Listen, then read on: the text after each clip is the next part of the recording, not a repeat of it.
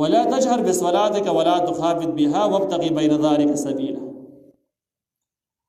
او تب ډیر مغزوره کوا بصلاتك مصفل پر مزدر په زور باندې موایا امېډر پر رو باندې وایا ولا تخافت بها امېډر پر رو باندې وایا دلرا وابتغي ولټو بین ذلك سبیلا د دوړ په منځ کې د تیز आवाज او د پټ आवाज په منځ کې درمیانه انداز چې کوم دی هغه ځان له ولټو په انداز باندې وایي. دا آیت چې کوم دی جهري منځونو باره کې دی، د خفي منځونو لپاره نه دی. پټ منځونه بس په پټه باندې دي، یعنی ماسپښین او مازدیګر کې دی بحث نشته. جهري منځونو کې بحث دی چې کله جهري منځونه تاسو کوئ ډېر په زور باندې هم نه او بیخي په پټه باندې هم نه، درمیانه انداز باندې. اوس درمیانه انداز چې کوم دی چې سړی امام وي نو چې په دومره انداز باندې قرات کوي چې مقتدیان یې واوري بس. خوشا لغې خلکو خبرولو ته ضرورت نشته.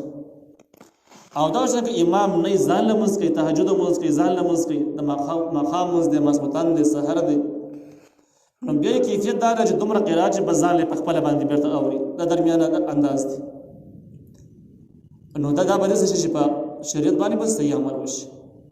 اوس د دې په مخالفت کې چې کله ته اواز جهري منځونو کې دومره پټ کې چې مقتدیان نه اوري، په خپله باندې نه اوري، نو دا خو هغه شریعت باندې عمل ونه شو، دا هم نقصان وشو.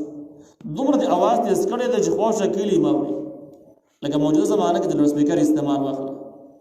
نو دغه صورت کې چې کوم دی نو تا انتها وکړه، ځکه چې د لوډ سپیکر مکبر الصوت د دې نه پورته اواز په بل شي شته دی، نو تا پکې دام استعمال کړه، نو کم حد دې خبره ورسوله. نو دا د آیت صریح خلاف راځي چې ولا تجهر بصلاتك ولا تخافت بها. موږ دومره په زوره هم نه چې علاقې خبرې او د مقتدیان د اواز وړاندې لاړو، دومره په پټ هم نه چې مقتدیان هم نه اوري، د دې آیاتو خلاف شو. لهذا قرات اصول هم دغه چې بس مقتدیان ته رسول بس چې کله جمع منځونه خبره ده او دغه درمیانه انداز دی. نو بده کې یو جهري منځونه شامل دي د تفسیر مالک قرآن تحقیق مطابق. دویم مګر تهجد مونځ پکې هم شامل دی. تهجد مونځ کې کم چې د ترمذی شریف روایات دي تفسیر مظاهر نقل کړي دي چې پیغمبر نبی کریم صلی الله علیه وسلم مسجد نبی ته راغی چې وی کتل نو عمر فاروق رضی الله عنه یو ځکه په تهجد باندې ولاړ په زور زور باندې قرات کوي.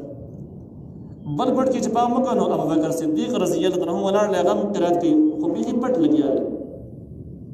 نبی علیہ السلام د ابو بکر صدیق رضی الله عنه خپل ورکه د منځره پاره کېدو نه بعد ورته ویل چې تر خپل قرات ډیر پټه باندې کې به پته نه لګي. هغه ورته ویل چې بس زما خیال دا د ذکر ذات تر قرات او ما هغه ذاتی اوري. نبی علیہ السلام ته ویل قرات د لوګ تیز کما معمولی تیز او بیا د عمر فاروق رضی الله عنه خپل ورکه ته وی تر आवाज ډیر زیات تیز دی، ډیر اوچت आवाज دی. دا ولي هغه ورته ویل یاره بس دوه وجې دي، جو به دا خبره وړه کې نیول چې دا خوب رانه وتختی او دویم دا چې شیطانان په ځغلو چې شیطانان په خوار نشي. هغه ورته ویل आवाज لګ معمولی ښکته کا درمیانه انداز تراش. دغه نه معلومیږي دا چې تهجد مونځ هم بده کې شامل دی. دا شو د مازه حاصل کم چې حق ورس خلک یو بدین باندې پويږي، اگر که داغه جماعتونو در غړ جوړ مقتدیان بس ولاړي، لیکن چې کله جای منځونه هغه کوي د امام د قرات ورسره صبر ته نرسي، نو دیم کس په ولاړي الله اکبر وای یا دسی وشي چې هغه جماعت د پار اندرونه ډیګون استعمالي، هغه ټیک ته بهر د आवाज نرسي مقتدیان ته رسي. دویمه خبره دا ده چې د اذان او د اقامت مسله اواز اذان او اقامت څنګه پکاري د مانځ سره متعلق مسلې دي. نو اذان به په هغه زمانہ کې بل سپیکر کې په مناره کې کېدو، مناره کې د په مناره د لپاره استعمال د اواز لری لری راځي. نو معلومه ده چې ولې د اذان کیفیت دا د څومره تیز خلکو ته ورسیږي، واځي دا نه چې د جمع منظور جمع والا تر ورسیږي چې کم خلک جمع دراغلي دغه ته نه خوش علاقه ته ورسیږي. د منارو قائم مقام دی وخت له سپیکر استعمالي کې ټیک دی، لیکن بیا اقامت تراش اقامت چې کوم دی هم دغه موږ کوونکو د پاره دی چې کوم سپونه کې ولاړ نو که سپونه د دغه اقامت والا کس आवाज د سره رسیدو خو ډیره خلک نه رسیدو هغه د پاره د ډیګ استعمال ولې چې شته आवाज ورسیږي سپونه ته خلکو ته پته ولګي چې اقامت شروع دی، لیکن دغه اقامت چرته په سپیکر کې نه دی شوی، په مناره کې نه دی شوی. چې اقامت په مناره کې نه دی شوی دغه کارا معلومه د علاقې د پاره نه دی، د موږ کوونکو د پاره دی.